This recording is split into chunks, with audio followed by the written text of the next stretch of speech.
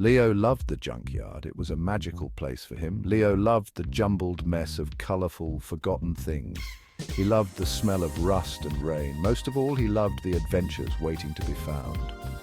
One sunny afternoon, Leo skipped through the junkyard. He hummed a happy tune. A yellow butterfly fluttered past his nose. Leo giggled and chased after it. The butterfly led him deeper and deeper into the junkyard. Leo stopped. He found himself in a part of the junkyard he had never seen before.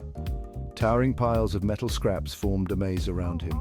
A mischievous breeze tickled his neck and whispered, "Adventure awaits."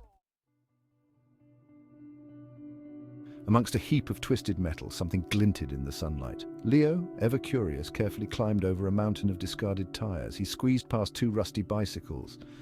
Finally, he reached the source of the glint. It was a robot. It was old and rusty, with dented antennas, and one arm bent at an awkward angle. Most of its paint had chipped away, revealing dull metal underneath. But what caught Leo's eye were its eyes. They flickered with a faint blue light. Leo's heart pounded with excitement. He had never seen anything like it. He reached out a hand to touch the robot's cold metal chest. As he did, the blue light in the robot's eyes flickered again, brighter this time. It took days, but Leo painstakingly carried the robot home piece by piece. His parents weren't thrilled about the rusty addition to their garage, but Leo was determined to fix his new friend. He cleaned the rust, replaced missing parts from his dad's toolbox, and even painted the robot a bright, shiny red. He spent hours in the garage, tinkering away. The scent of oil and metal filled the air. Every time he managed to get a part moving again, a wide smile spread across Leo's face. He felt a growing connection with the robot. Finally, one Saturday afternoon, Leo flipped the switch he had installed on the robot's back. For a moment, nothing happened. Leo held his breath. Then, with a soft whirring sound, the robot's eyes sprang open, shining brighter than ever. "Hello," the robot said in a creaky voice. "My name is Rusty. Thank you for fixing me." From that day forward, Leo and Rusty were inseparable. They spent every free moment together. Leo told Rusty stories about school, his adventures in the junkyard, and his dreams of becoming an inventor. Rusty, in turn, told Leo stories of a time long ago. He spoke of soaring through the sky in airships, of bustling robot cities, and of a world quite different from their own. Leo listened with wide-eyed wonder, captivated by Rusty's tales. Their friendship blossomed, as strong and bright as the sunflowers that grew in Leo's backyard. They learned from each other, laughed together, and faced the world as a team. Section 5. The Town Fair. One day, the annual town fair came to their small town. The air buzzed with excitement. Colorful flags fluttered in the breeze. The aroma of popcorn and cotton candy filled the air. Leo really wanted to go. He knew Rusty would enjoy it too. "Rusty," Leo said, his eyes sparkling, "you have to come to the fair with me. It's going to be amazing." Rusty hesitated. He hadn't been around so many people since, well, for a very long time.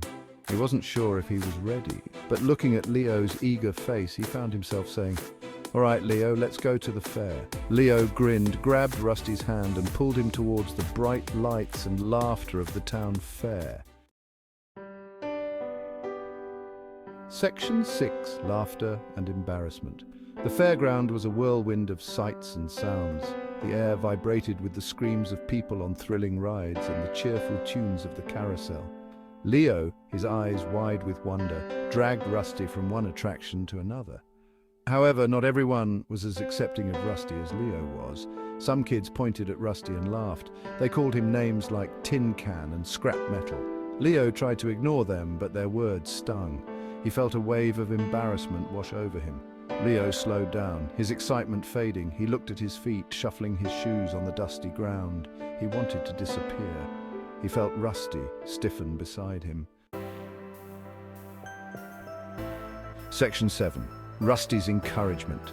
"Leo," Rusty said, his voice soft but firm, "don't let their ignorance dull your shine. You know who you are, and you know who I am. That's all that matters." Leo looked up at Rusty, surprised. He hadn't expected those words from his rusty friend, but they were the words he needed to hear. He straightened his back and took a deep breath. "You're right, Rusty," Leo said, a small smile returning to his face. "Let's show them what we're made of." And show them they did. Leo, with newfound confidence, led Rusty to the game booths. They tried their luck at ring toss, where Rusty's surprisingly accurate throws won them a giant teddy bear.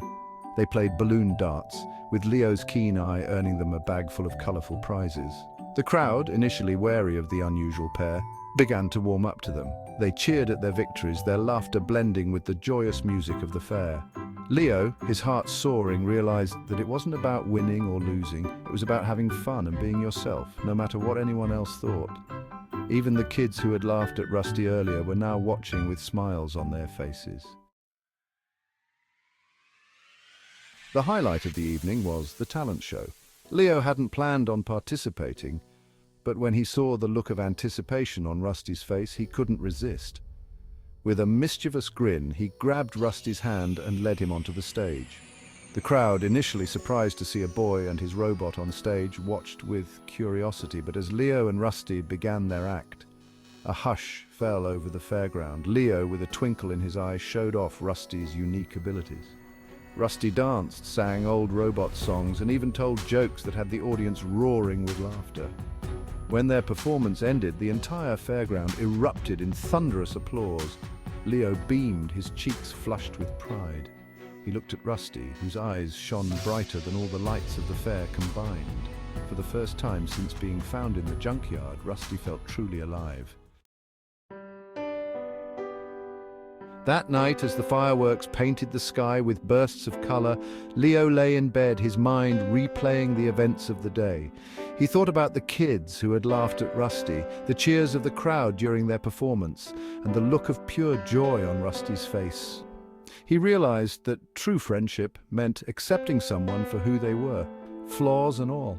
He was glad that he hadn't let the opinions of others stop him from sharing the wonders of the fair with his best friend. Beside him on his nightstand, Rusty glowed softly, his metal chest rising and falling with each peaceful breath. From that day forward, Leo and Rusty continued to be the best of friends. They went on countless adventures together, exploring the woods behind their house, building incredible contraptions in Leo's garage, and sharing their love of learning and discovery. The people in town, inspired by Leo's unwavering acceptance of his unusual friend, began to see Rusty in a new light. They greeted him with smiles, engaged in conversations with him, and even invited him to their events.